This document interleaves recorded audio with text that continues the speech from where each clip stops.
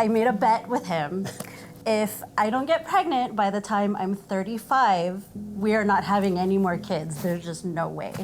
We already had 3 older boys, heavily into sports, football, basketball, competitive basketball, so we were always on the go. I did get pregnant, but we decided to wait to find out if we were having a boy or a girl until a month before I was due. We got to the hospital. This one parks in the paramedics parking spot. You know, I'm on the high of giving birth, and I don't realize that he has a tinge of blue to him. That was the time to do the head-to-toe checkup. She's like, oh, I'll bring him right back. That was the last time we saw him. They told us we had to say, see you later, goodbye to Luke because they found an issue. The doctors needed to check him out fully, and he was sent to the NICU. And it broke my heart because we had to go to the NICU and I had no baby with me. And the baby next door kept crying. And so it was so hard. So it took 2 hours for them to put me in a room by myself because I just gave birth, but I have no baby. And I didn't know what was wrong. They didn't tell me because they had set him up in the NICU.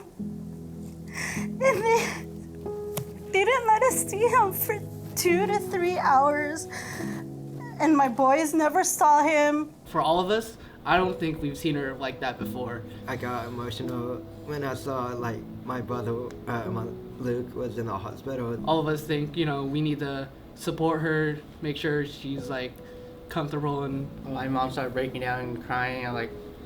My dad said, go ahead, go hug your mom. It was definitely hard. I mean, especially picking up the boys and they wanted to see him. I'm like, well, you can't see him.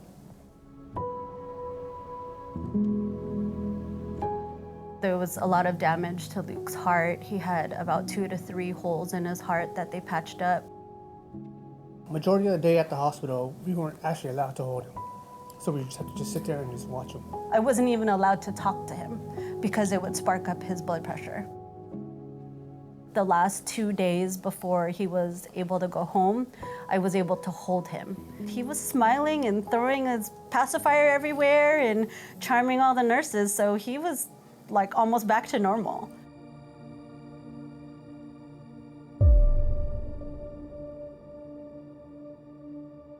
My doctors, they're really nice, and they give me candy and stickers. and also they give me stuffed animals. The American Heart Association has helped us tremendously since the beginning with the fundraising that we do with Luke, with the American Heart Association. We're just so happy that all the money goes to the research and, you know, funding new advances. Kids Art Challenge is all about having fun and fundraising to get prizes and also help other kids.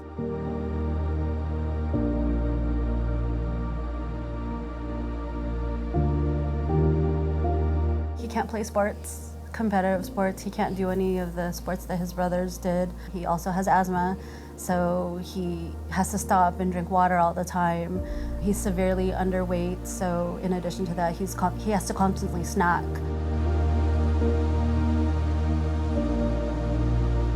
If all goes well, he may not ever need another heart surgery. I worry that his illnesses will stop him from doing anything. It does not get easier, it gets harder, and I get more anxiety, and I don't normally have anxiety. I want to be a scientist. I want to figure out how to cure stuff, and also I want to know how dinosaurs work.